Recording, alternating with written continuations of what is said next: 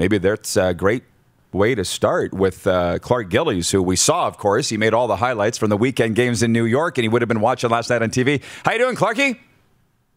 Good, Rod. How are you? 100%. I got the Islanders facing Vegas in the Stanley Cup Final, so none of this is a surprise to me. But what did you think of what Cassidy said last night?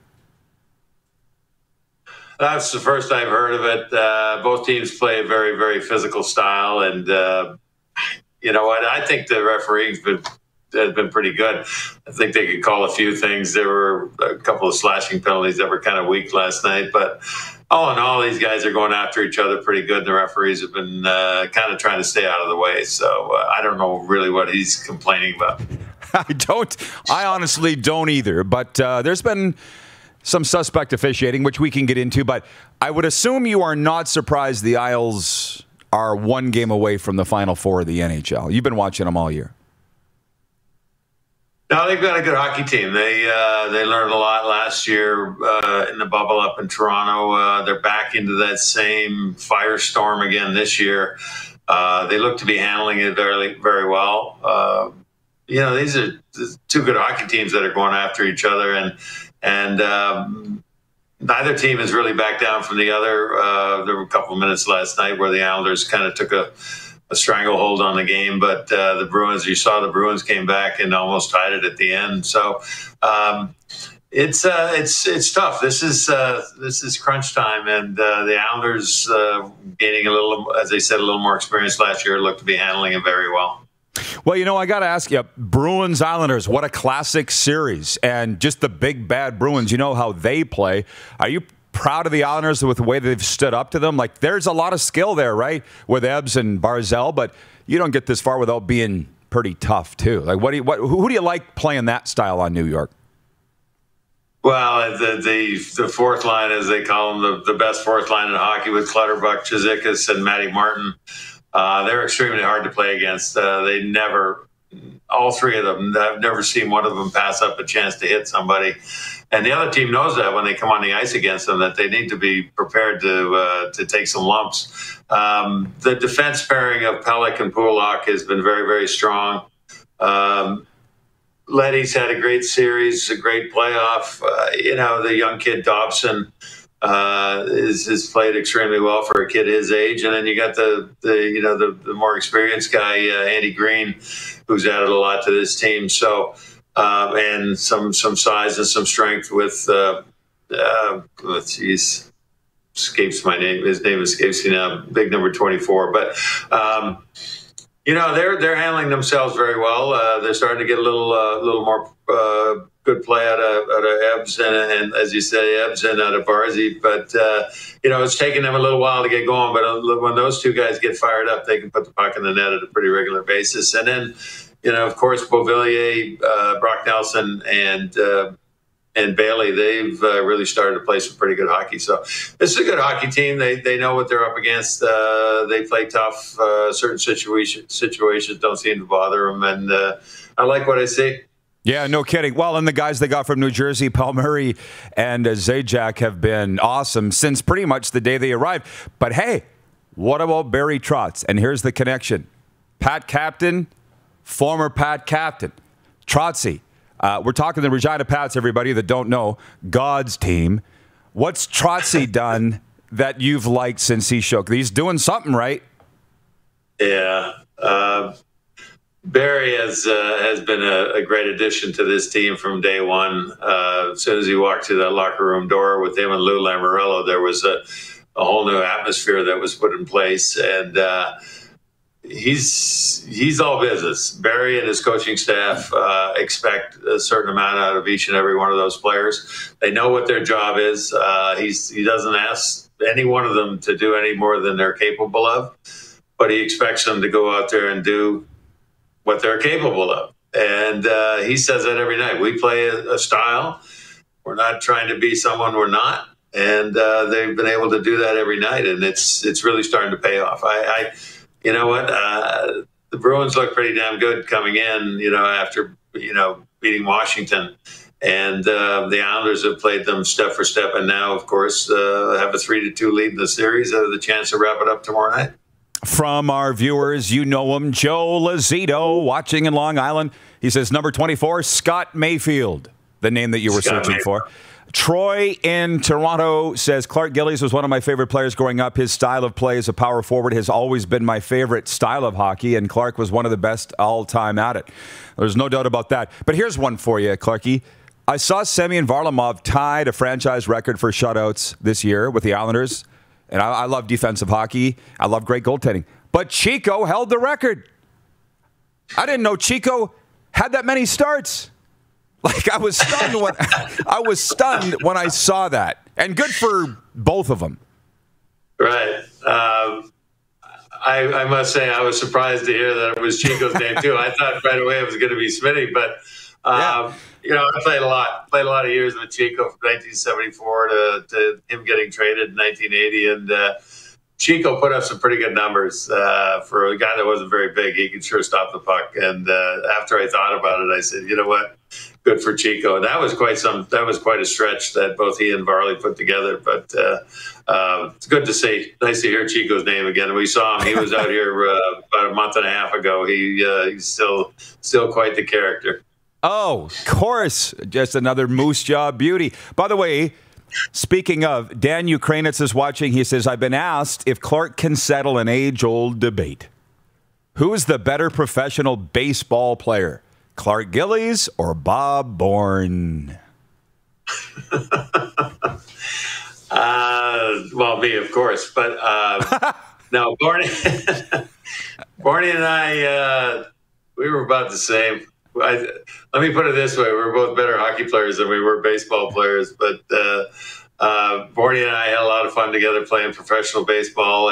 The last year we played down there, I was a right-handed hitter. He was a left-handed hitter. So he played against right-handed pitchers. I played against the left-handed pitchers. We never had any gripes about that, and just had a lot of fun. We both played first base, as I said, and it was a fun way to spend the summer.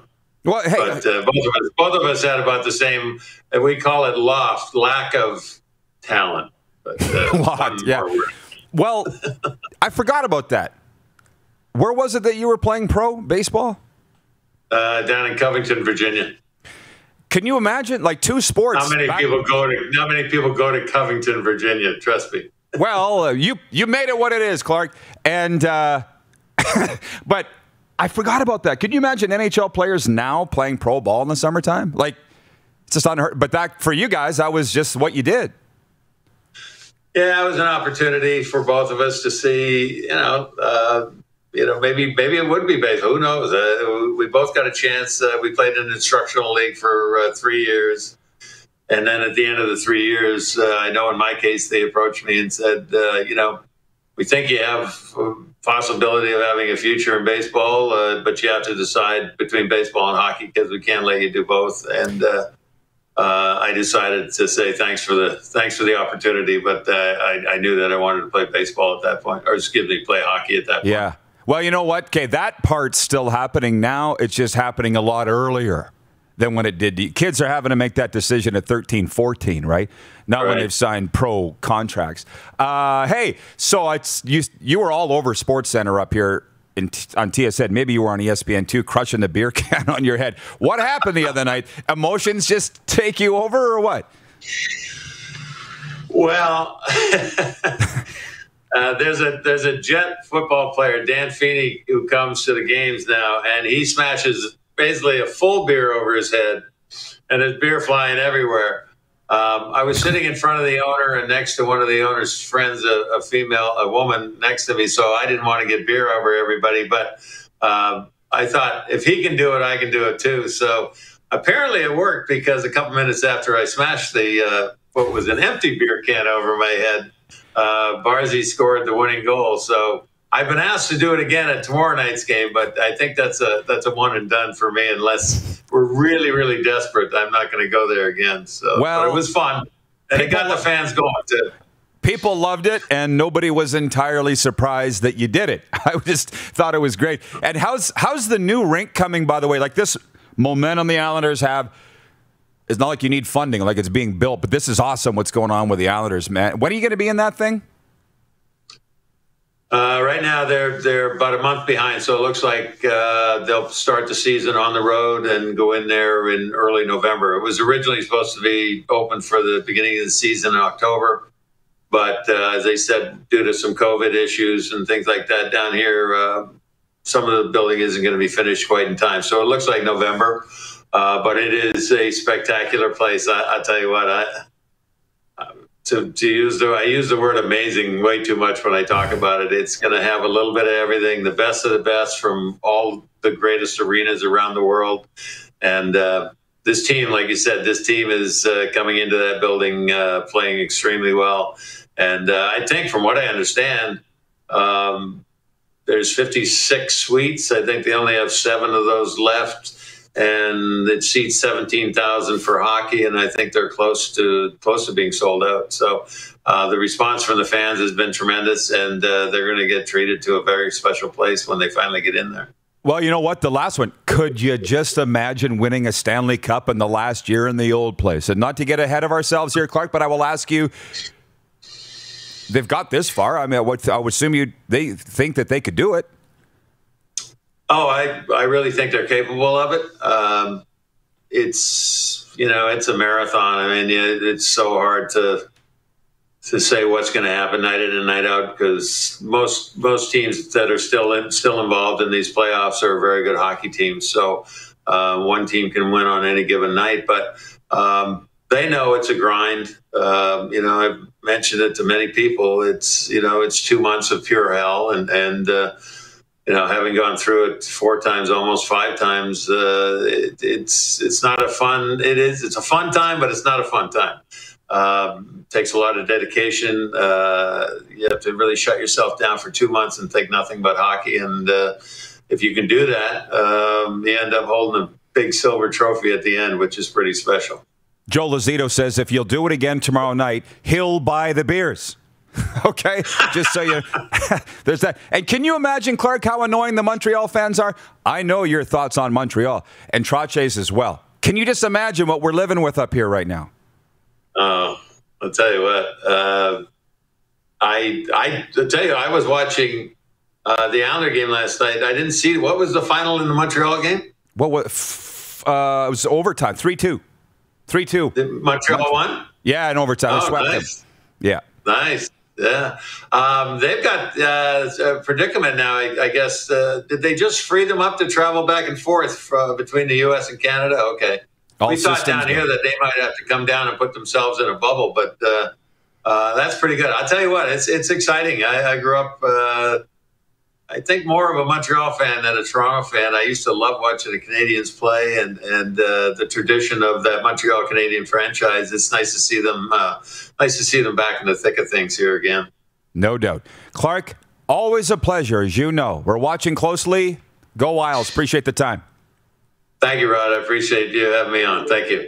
Hockey Hall of Famer Clark Gillies joining us from New York, and again, his face adorns this desk every single day. He set this up here. His Islanders bobblehead signed, too, by the way. You're watching Rod Pedersen On Demand.